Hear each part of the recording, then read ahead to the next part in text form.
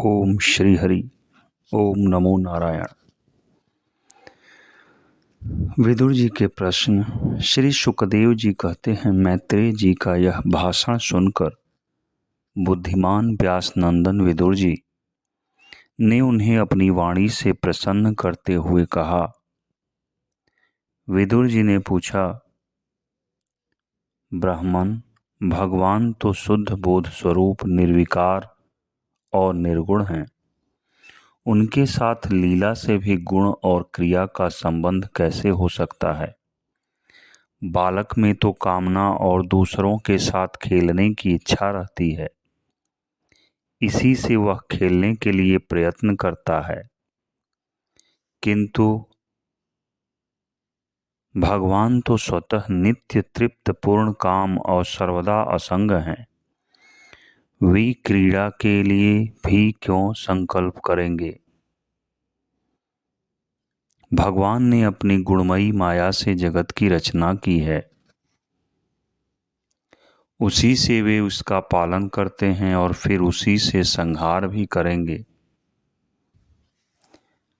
भगवान ने अपनी गुणमयी माया से जगत की रचना की है, उसी से वे इसका पालन करते हैं, फिर उसी से संहार भी करेंगे। जिनके ज्ञान का देश काल अथवा अवस्था से अपने आप या किसी दूसरे निमित्त से भी कभी लोप नहीं होता, उनका माया के साथ किस प्रकार संयोग हो सकता है? एकमात्र ये भगवान ही समस्त क्षेत्रों में उनके साक्षी रूप से स्थित हैं। फिर इन्हें दुर्भाग्य या किसी प्रकार के कर्म जनित क्लेश की प्राप्ति कैसे हो सकती है? भगवान, इस अज्ञान संकट में पड़कर मेरा मन बड़ा खिन्न हो रहा है। आप मेरे मन के इस महान मोह को कृपा करके दूर कीजिए। श्री सुखदेव जी कहते हैं, तत्व जिज्ञासु विदुर जी की यह प्रेरणा प्राप्त कर अहंकारहीन श्री मैत्रेय जी ने भगवान का स्मरण करते हुए मुस्कुराते हुए कहे। श्री मैत्रेय जी ने कहा, जो आत्मा सबका स्वामी और सर्वथा मुक्त स्वरूप है, वही दीनता और बंधन को प्राप्त हो। यह बात युक्ति विरुद्ध अवश्य है, किंतु वस्तुतः यही तो भगवान की माया है। जिस प्रकार स्वप्न देखने वाले पुरुष को अपना सिर कटना आदि व्यापार न होने पर भी अज्ञान के कारण सत्यवत भासते हैं, सत्यवत महसूस होते हैं, उसी प्रकार इस जीव को बंधनादि न होते हुए भी अज्ञानवश भास रहे हैं। यदि यह कहा जाए कि फिर ईश्वर में इनकी प्रतीति क्यों नहीं होती, तो इसका उत्तर यह है कि जिस प्रकार जल में होने वाली कंप आदि क्रिया जल में दिखने वाले चंद्रमा के प्रतिबिंब में न होने पर भी महसूस होती है, आकाशस्थ चंद्रमा में नहीं, उसी प्रकार देहाभिमानी जीव में ही देव के मिथ्या धर्मों की प्रतीति होती है, परमात्मा में नहीं। निष्काम भाव से धर्मों का आचरण करने पर भगवत कृपा से प्राप्त हुए भक्ति योग के द्वारा यह प्रतीति धीरे धीरे निवृत्त हो जाती है। जिस समय समस्त इंद्रियां विषयों से हटकर साक्षी परमात्मा श्रीहरि में निश्चल भाव से स्थित हो जाती है, उस समय गाढ़ निद्रा में सोए हुए मनुष्य के समान जीव के राग द्वेषादि सारे क्लेश सर्वथा नष्ट हो जाते हैं। श्री कृष्ण के गुणों का वर्णन एवं श्रवण अशेष दुख राशि को शांत कर देता है। फिर यदि हमारे हृदय में उनके चरण कमल की रज के सेवन का प्रेम जग पड़े, तब तो कहना ही क्या है। विदुर जी ने कहा, भगवान, आपके युक्त युक्त वचनों की तलवार से मेरे संदेह छिन्न छिन्न छिन्न भिन्न हो गए। अब मेरा चित्त भगवान की स्वतंत्रता और जीव की परतंत्रता दोनों ही विषयों में खूब प्रवेश कर रहा है। विद्वन, आपने यह बात बहुत ठीक कही कि जीव को जो क्लेशादि की प्रतीति हो रही है, उसका आधार केवल भगवान की माया ही है। वह क्लेश मिथ्या एवं निर्मूल ही है, क्योंकि इस विश्व का मूल कारण ही माया के अतिरिक्त और कुछ नहीं है। इस संसार में दो ही प्रकार के लोग सुखी हैं, या तो जो अत्यंत मूढ़ अज्ञानग्रस्त हैं, या जो बुद्धि आदि से अतीत श्री भगवान को प्राप्त कर चुके हैं। बीच की श्रेणी के संशयापन्न लोग तो दुख ही भोगते रहते हैं। भगवान, आपकी कृपा से मुझे यह निश्चय हो गया कि ये अनात्म पदार्थ वस्तुतः है नहीं, केवल प्रतीत ही होते हैं। अब मैं आपके चरणों की सेवा के प्रभाव से उस प्रतीति को भी हटा दूंगा। इन श्री चरणों की सेवा से नित्य सिद्ध भगवान श्री मधुसूदन के चरण कमलों में उत्कट प्रेम और आनंद की वृद्धि होती है, जो आवागमन की यंत्रणा का नाश कर देती है।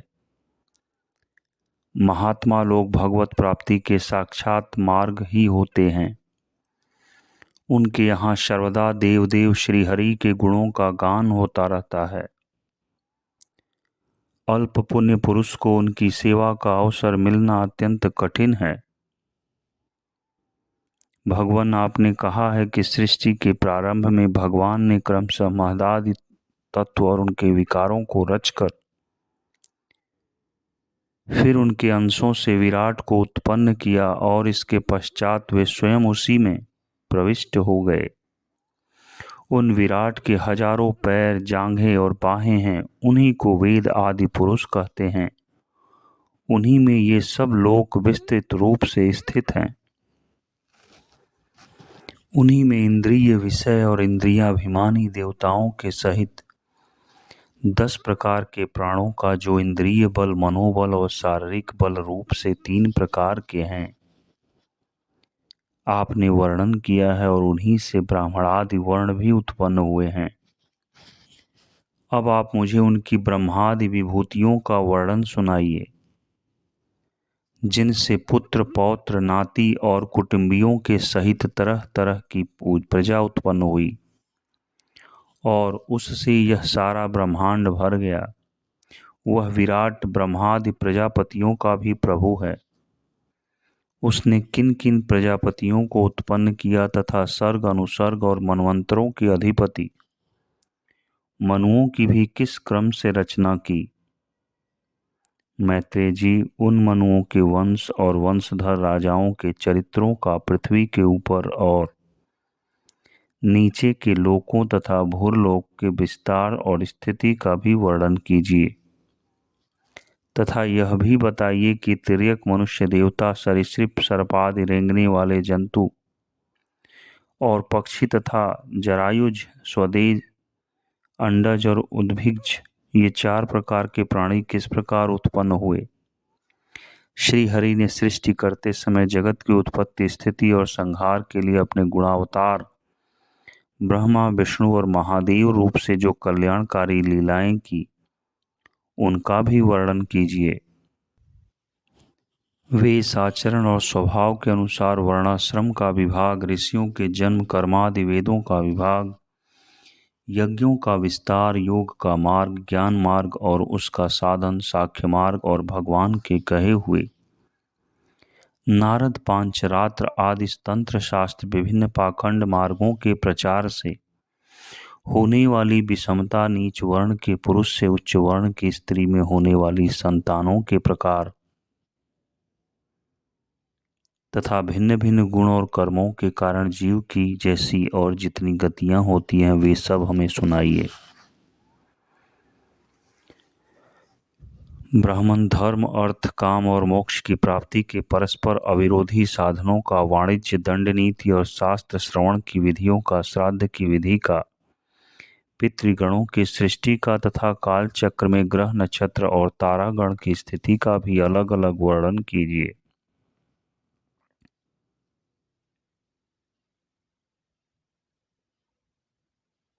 दान, तप और तथा इष्ट और पूर्व कर्मों का क्या फल है? प्रवास और आपत्ति के समय मनुष्य का क्या धर्म होता है?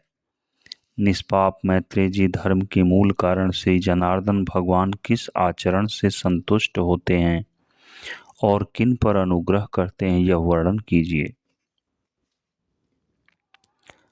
द्विजवर दीनवत्सल गुरुजन अपने अनुगत शिष्यों और पुत्रों को बिना पूछे भी उनके हित की बात बतला दिया करते हैं। भगवान, उन महदादि तत्वों का प्रलय कितने प्रकार का है तथा जब भगवान योग निद्रा में शयन करते हैं तब उनमें से कौन कौन तत्व उनकी सेवा करते हैं और कौन उनमें लीन हो जाते हैं?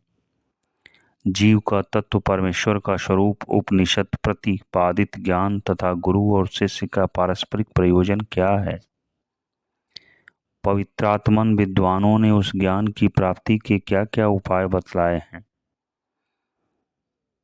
क्योंकि मनुष्यों को ज्ञान, भक्ति अथवा वैराग्य की प्राप्ति अपने आप तो हो ही नहीं सकती। ब्राह्मण, माया मोह के कारण मेरी विचार दृष्टि नष्ट हो गई है। मैं अज्ञ हूँ, आप मेरे परम सुहृद हैं, अतः श्री हरि लीला का ज्ञान प्राप्त करने की इच्छा से मैंने जो प्रश्न किए हैं उनका उत्तर मुझे दीजिए। पुण्यमय मैत्रेय जी, भगवत तत्व के उपदेश द्वारा जीव को जन्म मृत्यु से छुड़ाकर उसे अभय कर देने में जो पुण्य होता है, समस्त वेदों के अध्ययन, यज्ञ, तपस्या और दानादि से होने वाला पुण्य उस पुण्य के 16वें अंश के बराबर भी नहीं हो सकता। श्री सुखदेव जी कहते हैं, राजन, जब कुरुश्रेष्ठ विदुर जी ने मुनिवर मैत्रेय जी से इस प्रकार पुराण विषयक प्रश्न किए तब भगवत चर्चा के लिए प्रेरित किए जाने के कारण वे बड़े प्रसन्न हुए और मुस्कुराकर उनसे कहने लगे,